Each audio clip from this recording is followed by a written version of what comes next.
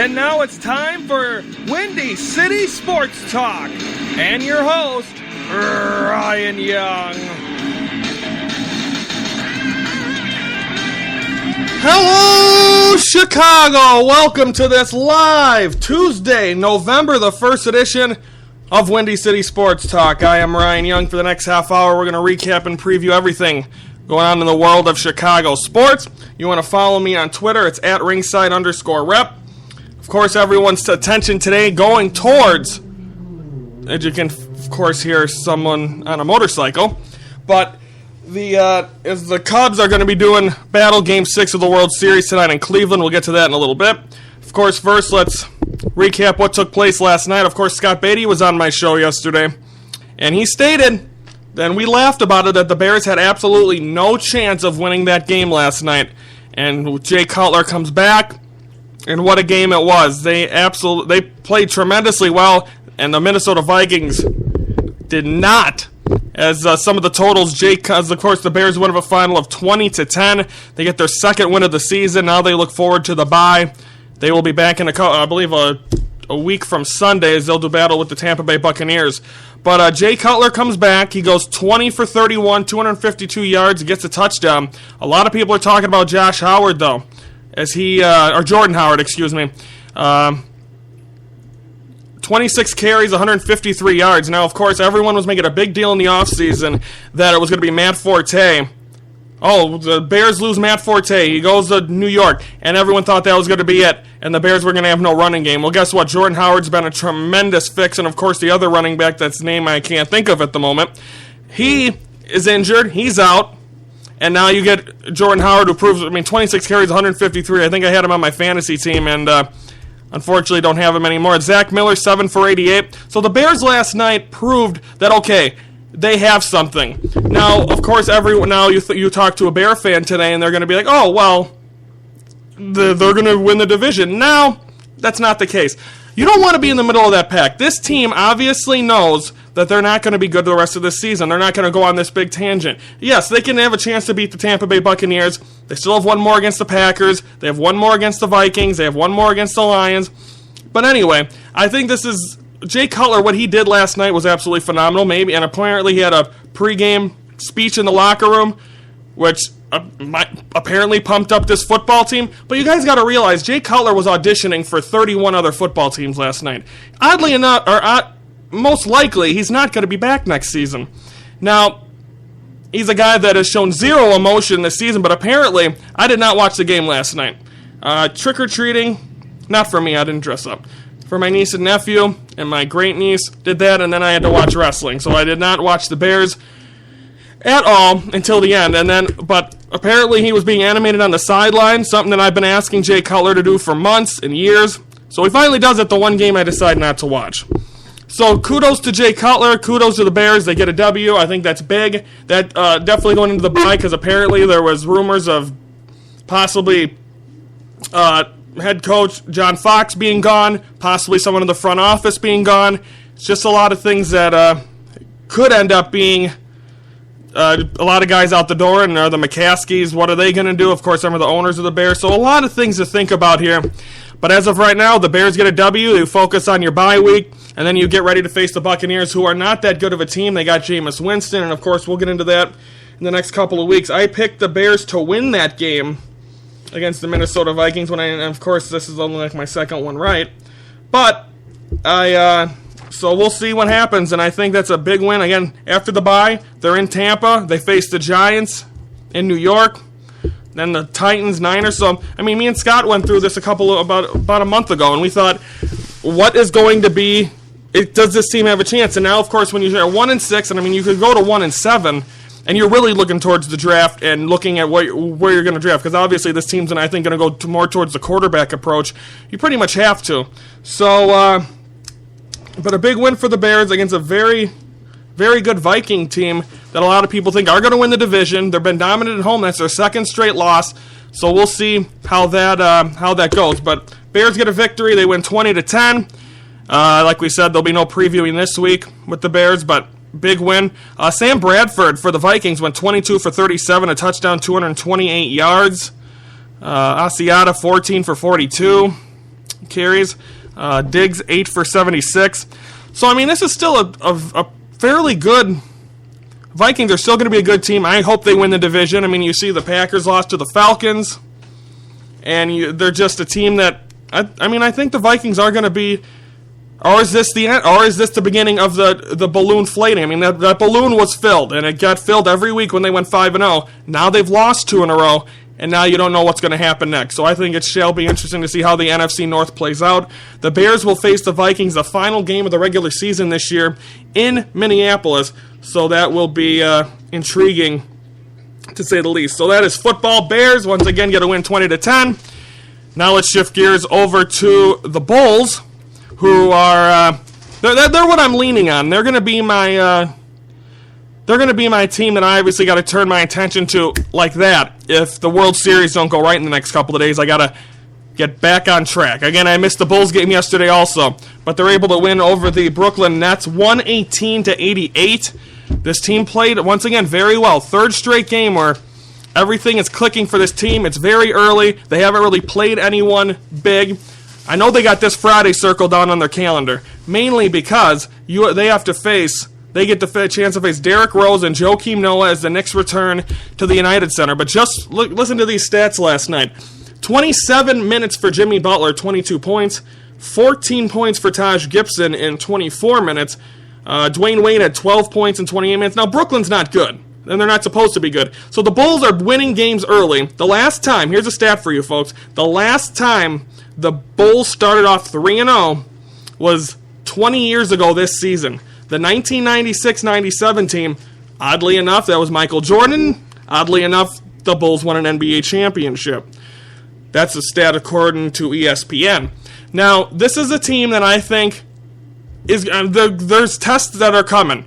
You're beating teams you're supposed to. I think that was a big test to beat Boston at home. Now you get a chance to play Boston tomorrow night at the Boston Garden, or the TD Garden, whatever they call it these days, tomorrow. So I think that's what's going to be big for this team. But I think this lineup, if they stay healthy, when you got Jimmy Butler, Dwayne Wade, Rajon Rondo feeding both of those guys as the point guard, Robin Lopez, I think, has been a great fill-in.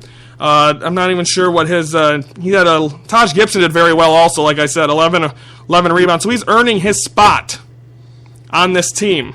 And I think that's going to be very big for him.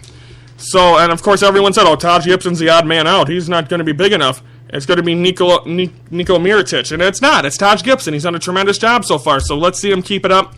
And of course, they're beating teams they're supposed to. And like I said, this is going to be a big test this week. You got Boston on the road. And again, he got a little heated with Isaiah Thomas last week, or the last game when they played last Thursday night, the season opener. So a lot of things are going to go into this, and I think...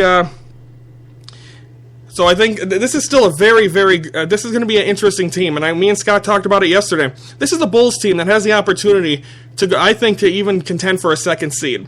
Because Toronto's always that team that, they do great in the regular season, and that's how you get, obviously, your seeding. But I think the Bulls they have more veterans than the Toronto Raptors. Toronto Raptors have Kyle Lowry, they have DeMar DeRozan, so they have young guys that have now been there before, but you also got guys on the Bulls that have... Rajon Rondo's won an NBA championship with the Boston Celtics. Dwayne Wade's done it 3 times with the Miami Heat. So these guys have championship experience. That's something the Bulls really never had before. When they had Derrick Rose, yes, the Bulls made it to a conference finals once against the Miami Heat, couldn't get through them. So you got guys that have been there before. And if Dwayne Wade's going to be that guy, he had three 3-pointers, and he made 1. Of course, he's not a 3-point shooter, but if you can get him doing that, I mean, Derrick Rose was not a 3-point shooter either. He was dreadful. So when you can have the Bulls, their starters know their spots. That's something the Bulls have always had problems with. You get their guys that know their spots, it is going to be a tremendous thing for this team. And again, last year not making the playoffs, I think, was a wake-up call. But it's still the front office. I mean, it's still the front office baffles me. Because again, I said this yesterday. This team decides, let's go young, and then you go get a 30-some-year-old guard in Dwayne Wade and Rajon Rondo and Robin Lopez, and this team only was relevant the last couple of years, mainly because of a ping pong ball.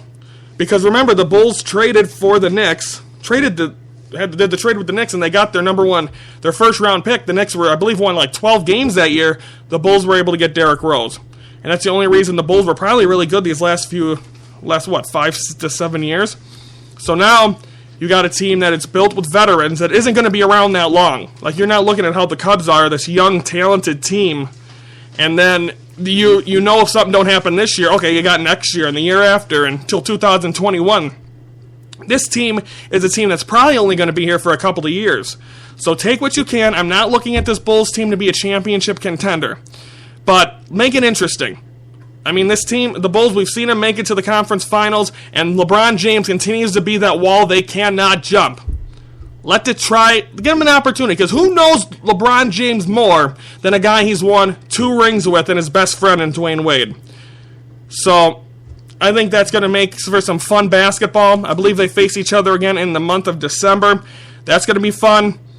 I think there's a lot of exciting stuff to talk about with the Chicago Bulls. I was going into this season thinking, oh God, this is going to be murder, she wrote. It hasn't been. It's okay. They're 3-0. Great start. And I think this team has a chance to make a run. A run at the playoffs. Not a run at a championship just yet. They got to stay healthy, because of course as the season goes down, Dwayne Wade has some rough knees. Again, he's in his 30s. Rajon Rondo's been known to have some injuries. Robin Lopez. But this is still Jimmy Butler's team. Jimmy Butler, a guy that he will be here for a while. I'm not sure when his contract ends, but he will be here. And Taj Gibson as well. Them two are the core of this Bulls team. And this is also a very big season for Doug McDermott, who had 24 minutes, 12 points, and he made 4, so that gives you the 12 points. Nikola Mirotic had 16 points. So the bench, of course, this isn't the bench mob from a couple of years ago, but it's still a very good team. Isaiah Cannon had 15 points in 22 minutes. That's great. That's what this team needs. That's what they need, is their bench. And of course, Michael Carter-Williams now with the injury, he's now out for 3 to 4 weeks. Of course, they just got him in a trade with the Milwaukee Bucks for Tony Snell. So I think this is going to be, you want the bench to have, because like I said, it's not the bench mob like it was a couple of years ago. This is a team that's going to have to work for their minutes. You got Mirotic, you got Cannon, you got the young rookie Denzel Valentine, Bobby Portis even got some minutes. So I think the bench is going to be a key to this team, because they're going to be playing a lot of minutes. You know, Wade can't go, Butler's played a whole game before, like, without stopping. So there's possibility. So the Bulls win it 118-88. Great start for them, and like we said, we'll be previewing their game tomorrow against I forgot off the top of my head. Is it Boston? We'll go with that. At the Celtics. Also, some other news. Speaking of the Celtics, in other news, Ray Allen retired today. A very popular point guard. Formerly was not sure if he was drafted, but was a big Milwaukee Buck for years. Then, of course, went to Boston Celtics, who, when they put him, Kevin Garnett, and Paul Pierce together, won a championship in Boston. Rajon Rondo was on that team. And then you have, from that point, then he gets traded, or then I think he went back a bunch of plays, but he got to Miami. And, of course, he had the game in Game 6. Oddly enough, tonight's Game 6 for the Cubs, but that's not the point. But the Game 6 gets that big three-pointer that gave them the win, and then eventually they went on to win 7. So they were down 3-2 to the Spurs and bounced right back and won that series. So that's probably the most memorable shot Ray Allen had. But when he was a guy behind that three-point line, just a tremendous shooter. And he always was. That's what he's going to be known for. He's a guy that just was always, when he shot a three, you almost 9 times out of 10 knew that ball was going to go in. And, of course, we've lost, retiring-wise, not death-wise, some great players in the NBA this season, and what a Hall of Fame class that has the opportunity to be. Look at the guys that have retired. You got Kobe Bryant, Kevin Garnett, Tim Duncan, Ray Allen. And they all retired in the same year, which means them all could be first ballot Hall of Famers, and what a Hall of Fame that would be. Now, it's interesting now, because you don't have that star power anymore. It's the new guys kind of bringing it in now. Because, of course, when you look at the Lakers, you're like, oh, that was Kobe Bryant. No, it's not there anymore. It's a young team that is going to go through their woes with Luke Walton as their head coach. Then you have Kevin Garnett, who was kind of bouncing around. He's on a Minnesota Timberwolves team that I think is absolutely tremendous, because having Tom Thibodeau and having that young core of all them draft picks, I think that's a team that you have to look out for. And also Tim Duncan. The Spurs are still very good. I'm not sure how many years Tony Parker and Manu Ginobili have left, but you still got to think that You've lost some good ones, and now it's time for the next. I mean, LeBron James, obviously the star of the NBA. You got Kevin Durant, Steph Curry with the Golden State Warriors, and not to mention also the other one on that team that I once again forgot. And then you have, you got that team, Klay Thompson. There's the third name, and then you got them, the Splash Brothers. You got a bunch of them in there. And, of course, you got a lot of guys. You got Blake Griffin in Los Angeles, still in Los Angeles. Same arena, different team in the Los Angeles Clippers. So NBA is still obviously doing great. Russell Westbrook, I think, has a lot to prove this year with Thunder. But we're going to get a lot more into basketball as when baseball winds down. I'll be talking more about. We're going to try to talk hockey. We're going to talk about it coming up. But the Bulls get a win here, 118-88. As, of course, once the World Series hoopla goes, and if they win, get a chance to celebrate. If they lose, going to my Cubby Blues for a couple days. It's not going to be long. This is a great team, but we're going to get into that. We're going to preview the Hawks and the Flames tonight from the Madhouse. That's all coming up next. Now it's time for the Windy City Sports Minute. This is your Windy City Sports Minute for Tuesday, November the 1st. The World Series continues tonight as the Cubs will be in Cleveland for Game 6, a must-win game. They lose and the series is done. They win. There's a Game 7 tomorrow night. It'll be Jake Arrieta against Josh Tomlin tonight, 7 p.m. on Fox. Well, last night, yes, I said it's November 1st, not April 1st. The Bears get a victory over the first-place Vikings of a final of 20-10 as they go now to 2-6 on the season. Bulls get a victory and go to 3-0 on the young season. They win over the Brooklyn Nets of a final of 108-88. Blackhawks drop the puck tonight at the United Center against the Calgary Flames. They lost in overtime or in a shootout to them earlier this season. That game's at 7:30 on Comcast Sportsnet. That is your Windy City Sports Minute. Now back to Windy City Sports Talk. We are back here at Windy City Sports Talk. Before she goes, Mayor, come over here.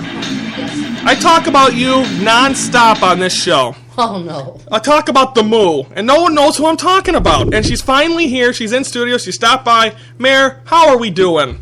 We're doing fine. Now, you are one of the biggest Cub fans I know.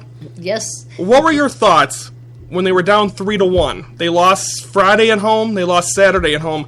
Were the Cubby Blues starting to set in a little bit? No, not at all. I was very confident they were going to come back and win it. And then they needed to win last night or Sunday night, and they did exactly that. Yes. So what is your thoughts? Jake Arrieta's on the mound tonight. They're going to do it. No doubt. No doubt in my heart or my mind. I wish I had your positivity. You have to be positive in this world. It's great. They're going to do it. But not a Cub fan's world. Yes, it is. But I always got to think, I've been prepping for the farewell speech for about three. No. I mean, I thought, as long as they get it back to Cleveland, this team is going to has a lot to look forward to. And there's a chance. And Lester pitched well. The bats need to get going. Can you do some kind of rain dance or something? We're going to win it in Cleveland just to piss everybody off. I know, because... Excuse me. It's okay. This is a podcast. Swearing's allowed. Okay. It's just... I would love to do... Cleveland fans are for a team that sucks. Yeah. Or, for a city that's had a lot of losers, their fans sure are cocky. Yeah. They had goats. They tried to bring a goat in there. They're a bunch of idiots. They are. Well, Mara, I'll let you go. Thanks for joining me. Okay. And go Cubs. Go Cubs for sure. You got it. Okay, that's the Moo. I'm sure you'll hear from her again. Hopefully, that's right, you said Moo. Hopefully at the parade you'll hear from her. Oh, yeah. So, okay, let's start by previewing the Hawks tonight at the Madhouse. They face the Calgary Flames for the second time this season already. They'll welcome in a team that, of course, they lost in overtime, a shootout. So they did get a point against Calgary. So I think that's a big thing right here. I think if they can come out here tonight, get a big opportunity to get another 2 points. They're back around 500. They had a good weekend. They got 4 out of 4 points. That's a good thing. Now to try to face this Calgary Flames team again at home, I think is big. This team's starting to get hot now. Keep on rolling. Like I said, I haven't watched about 5 minutes of hockey so far. That will change probably guaranteed after Wednesday. My focus will be on the winter sports because I got to keep myself pumping, the blood pumping. So I think this is going to be a big game for the Hawks. They got to play well. They have the opportunity. This is a very good team, I think. And of course, they just had to get going a little bit. They're back. So let's see this Hawks team continue to build on it, and I think and try to get a win against Calgary. They did, like I said, they won in a shootout, or they won, I believe, in a shootout in overtime against the Devils on Friday. Then Sunday got a big win at home against the Los Angeles Kings. So keep this ride going, and hopefully they'll keep it going. So that's the Blackhawks. That's all I really have to say at this point. Again, I'm not focused on hockey yet. We'll get there, folks. For you people that are listening to this for in-depth analysis on hockey, you're on the wrong show. I try my best. So again, 7:39 Comcast Sportsnet. I'm not sure. I mean, you'll have the die-hard hockey fans, and I love you all. Hockey's my fourth sport, but I try to learn. The most I've ever learned was when the NBA a few years ago was on the lockout, and it was only hockey going on. And then I was able to really pay attention to the to hockey and understand it a little more. So I'm trying my best. Work with me. Usually Nick Alexson's on here, and he can give me some tips. So maybe I should bring in Nick for hockey talk sometime. So the Hawks tonight against Calgary. I'm sure the diehard Hawks fans and White Sox fans that are Hawks fans will be in tune into that. A lot of people are going to be tuned in to National Fox, 7 p.m. As Game 6 of the World Series, it's going to be Jake Arrieta against Josh Tomlin. Let's talk about both of their starts. Jake Arrieta, commanding outing his last time out in Cleveland. Now, it was cold. He wasn't spot on, but he had almost 6 shutout innings, or no-hit innings. He played exceptionally well. He was dynamic. Like I said, it was an ugly beautiful. It was an ugly almost 6 innings of no-hit baseball, but it was good. They were not hitting the baseball. The offense got together. I believe that was the game. I believe that was Game 2, the only other win besides Sunday, when Kyle Schwarber did it, nailed it, got the big hit. So I think that is something you got to look forward to. Now, on the other hand, Josh Tomlin, he's pitching on short rest. His last time out was Friday night at Wrigley when the Indians took a 3-2 or a 2-1 lead in the series. Now, of course, for you folks, again, me and my dad talked about this on Friday, the Josh Tomlin father situation. Now, of course, his father, not sure what kind of illness he has, but he's paralyzed from the chest down. And they showed his father, they interviewed his father, and he did a very good job in that game Friday night. He did not pitch long, which could have led you to believe that maybe in the back of Terry Francona's head, you don't want him. And also the Cubs were starting to look at him a little bit, but Tomlin was great. His stuff was great. And, of course, they eventually ended up winning that game. So I think that's a big outing, a big performance by him. And they're saying short rest. It might not be short rest. He did not pitch that long in that outing.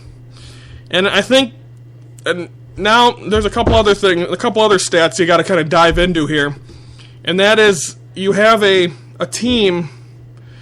Let's first talk about the Cubs. They have not won in the World Series. They have not, and I don't think it might be a lot in this. It might be almost this whole in the whole playoffs. They don't have many wins after an off day. So I'm going to try to check this for you right now. But they don't have in the playoffs, and they don't have it in the World Series either, because they lost Game 1 after an off day. They lost Game 3 at Wrigley after an off day. Let's see here. They won the opener against the Giants, but they lost. So they're 1 to the start of the playoffs. They won the opener against the Giants. They lost Game 3 after an off day, so 1-1. They won in against Los Angeles after an off day, so 2-1. Lost at LA, 2-2. Won the clincher against the Dodgers, 3-2. Lost at Cleveland, that's 3-3. And then 3-4. So they're 3-4 after an off day in the playoffs. So try to get that back to 500. Now the other thing is, and I heard Tom Hamilton, who's the radio voice of the Indians on MLB Network today, and he said, and he's going with the positive thing, that Tomlin and Kluber have not been beaten by the Cubs. Now, for the Cubs' point, they're facing tonight. I think they didn't see much of Tomlin. I think Tomlin's hittable. I think Tomlin has the Cubs have an opportunity to be able to get to Tomlin. So, and I think if they can get to him, this is going to be very, very big, because it's going to be key to the bullpen. If you're losing 1-0 after face that bullpen, it's going to be tough. So for the Cubs offensively tonight, they're going to have to try to jump on Tomlin. Their starting lineup has already been announced. We'll get to that in just a second. But I think that's the key. Get to Tomlin, have a big lead, and then possibly, it could be no holds barred for the rest of this series. You could see if they get to 7, you could see, or you could even see tonight, John Lester get a chance to go on the mound. You could also see a lot of different things. You could see John Lackey as well. So I think I'm almost guarantee that if they're in a rut, you're going to see starters possibly come out of that bullpen tonight.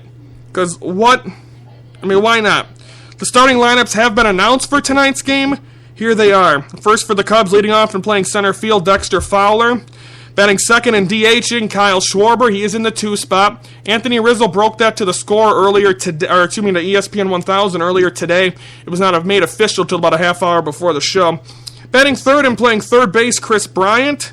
Batting fourth and playing first base, Anthony Rizzo.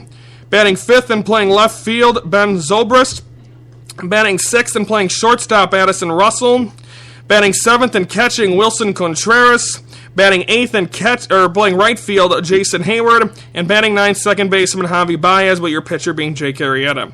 Your lineup tonight for the hometown and 1 win away from the World Series, Cleveland Indians. Leading off and DHing Carlos Santana. Batting second and playing second base, Jason Kipnis. Batting third, the thorn in the side for the Cubs all series, Francisco Lindor. And playing shortstop. Batting fourth and first base, Mike Napoli. Batting fifth, another thorn in the side of the Cubs, Jose Ramirez. Batting sixth and playing right field, Lonnie Chisenhall. Batting seventh and playing left field, Coco Crisp. Batting eighth and playing center field, Tyler Naquin. And batting ninth, catcher, Roberto Perez. And the pitcher is Josh Tomlin. That is your lineups for tonight.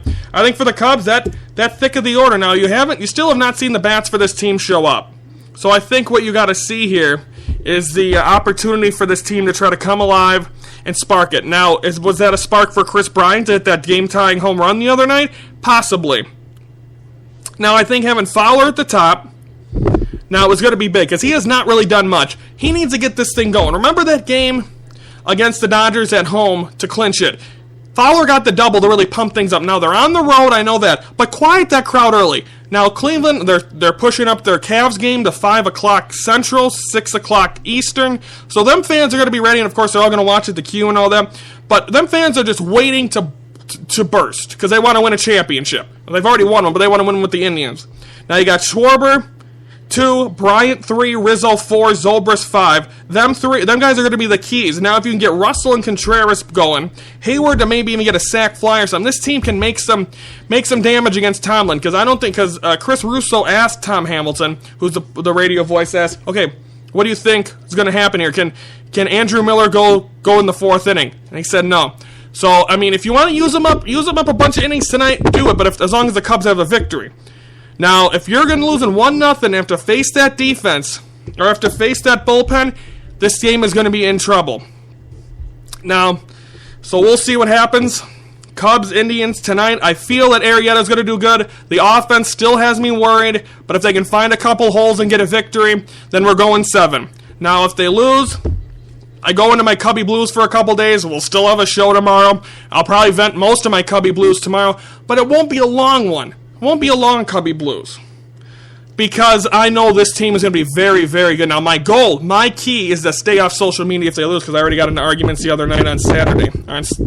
So that's my key to stay off social media, and we'll see how that goes. But I'm not giving up on this team. 1 win at a time. They handled Sunday. Now let's handle Tuesday. Let's see this team do it. Let's see Arrieta pitch well. Let's see if the bats come alive. I heard many people say, whoever wins tonight's game wins the World Series. Indians win tonight, they win it tonight. But if the Cubs stay alive, then they have a lot of momentum going into tomorrow night in the 3rd time against Corey Kluber. So it's going to be fun, folks. On Fox, 7 p.m., we'll be recapping World Series Game 6. Tomorrow, we'll recap the Blackhawks, preview the Bulls, all that. Also, possibly preview Game 7. All on the docket for hopefully a busy and fun. It will be a busy and fun Wednesday no matter what happens. So that'll do it, everyone. Have a great day. Stay safe. Love you all. Thanks for listening. And we'll be back tomorrow. I'm Ryan Young saying, have a great day, Chicago.